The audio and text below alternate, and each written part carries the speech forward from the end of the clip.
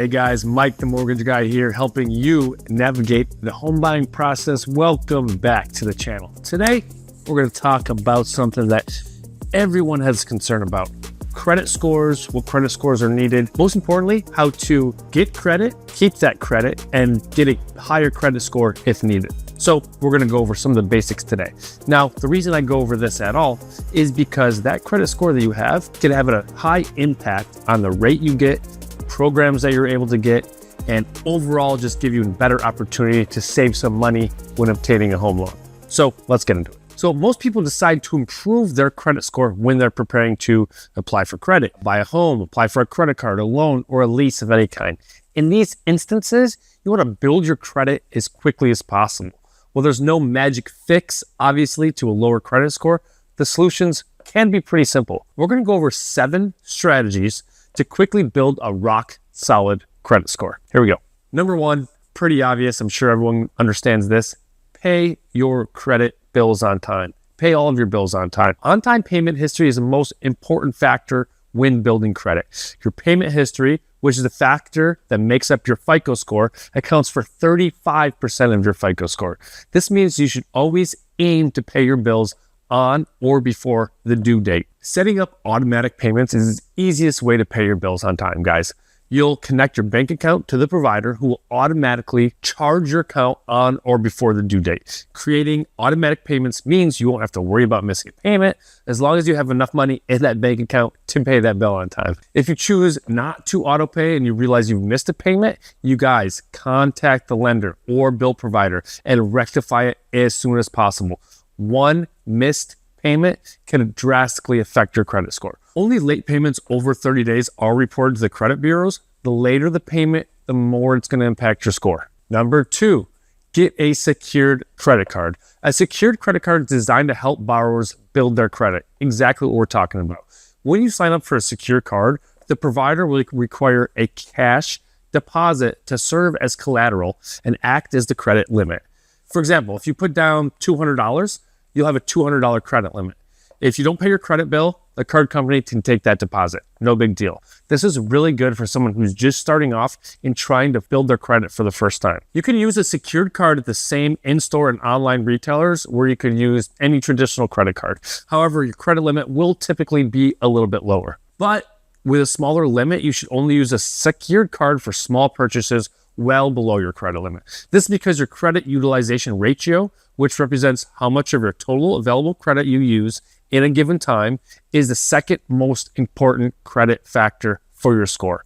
For example, if your current balance is $100 and your credit limit is $200, then your utilization ratio is 50, 100 out of that 200. You want to keep that utilization as low as possible to boost that score as quickly as you can. As a simple rule of thumb, it's best to keep that credit utilization ratio, what we just talked about, below 30%. However, a ratio below 10% will result in an even better score. So if you open a secured credit card, multiply your total limit by 30 and never go above that at a given time. Another example, if your limit is 200, don't use more than 60 at a time and pay that off at the end of each month. Number 3, become an authorized user on another card. An authorized user is someone who is added to an existing credit card account. Authorized users can use the card but will not be responsible for any payments. When you become an authorized user, the card's history will actually appear on your credit report. If the main card holder has made on-time payments, then your credit score will receive a boost. But be careful who you become this authorized user for. Make sure you can trust them to make those on-time payments. Otherwise, it can have a derogatory effect on your credit. Number 4, pay off any existing debt that you may have. To reduce your credit utilization ratio quickly and improve your score, use the debt avalanche or debt snowball method to pay down existing credit. Here's what it is. Okay, with the debt avalanche method, you focus on paying off your highest interest debt first, followed by the debt with the next highest interest, and so on and so on. However, be sure to make the minimum payments on any other cards in the process to avoid penalties. The debt snowball method, on the other hand, focuses on paying off your smallest balances first, while still meeting the minimum payment requirements for your other cards. This method is meant to help build momentum as you get a sense of achievement from paying off one card to another. Number 5, guys, apply for a credit builder loan. A credit builder loan is geared towards borrowers with no credit history who don't want to open a credit card. To use a credit builder loan, you first decide on the amount and term. Instead of receiving the money up front, every month you make a payment to the lender and they report it to the credit bureau. When the term is completed, you receive back the amount you paid minus some possible fees. If you made all these payments on time, you should have improved your payment history and therefore boosted your credit score. Number 6, request a credit limit increase. Paying down your debt is not the only way to decrease your credit utilization ratio. Another strategy is to increase the credit limit on your credit cards while keeping your balance at or below the same amount. To request a credit limit increase, contact your credit provider. It may run a credit check before approving the limit, which can ding your score by up to 5 points. Remember not to get greedy with larger credit limits. If you decide to overuse your new limit, you'll defeat the purpose of this entire strategy. Lastly, guys, number 7, consider Experian Boost or UltraFico to help boost that score a little bit. Come here. Come here, say bye to me. You better get up here and give your buddy a kiss. Oh, I love you so much. I love you, Gary. I love you, Gary. I love you. Go, Daddy. When you have no credit history at all, adding extra accounts can boost your score.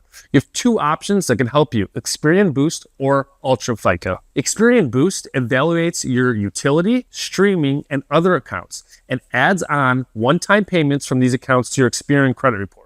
If a lender or a card company uses other credit bureaus, they won't see any of your Experian Boost accounts. UltraFico, on the other hand, is a program from FICO. It adds information about your bank account balances, cash flow, bank transactions, etc., etc.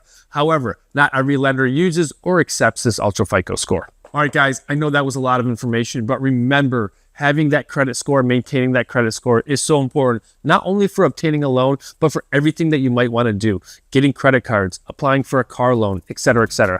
Thanks for watching, guys. I know that was a lot of info. If you have any questions, shoot me a call, shoot me a message. Happy to talk about it. Till next time. Mike the Mortgage Guy out. Yeah.